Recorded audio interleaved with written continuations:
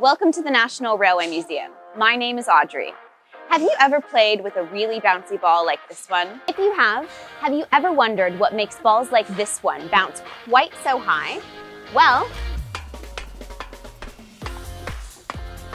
today I'm gonna try messing with it so it only becomes as bouncy as a marble. What makes this rubber ball really bouncy is that rubber is elastic. That just means that when it's stretched or squeezed, it regains its original size, just like these springs. When the ball hits a hard surface, it squashes. And as it expands back to its original size, it pushes against the surface and off it goes. The elasticity of rubber makes it useful on the railways. Rubber is used in many places on trains and tracks. If you look closely at these tracks, you'll see there is a rubber pad under each of the metal plates. The pads absorb vibrations as the train speeds along, giving you a quieter, smoother ride.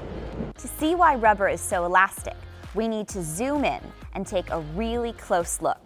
Rubber is made of trillions of tiny molecules, each one too small to see. Unlike many materials, the molecules that make up rubber are long and stringy and tangled together.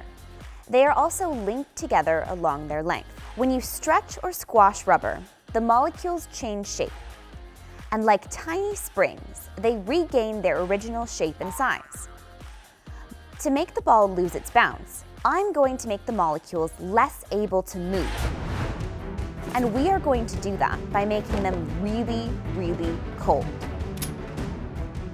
This is liquid nitrogen, and it is really, really cold. To make the rubber ball that cold, we simply need to plunge it into the liquid nitrogen. As they get really cold, the rubber's molecules become locked in a rigid structure.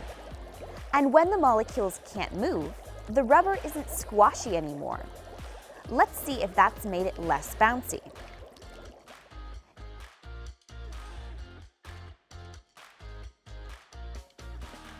Do you think the ball will become bouncy again if I let it warm up? Or do you think it's lost its bounce forever? Okay, let's see.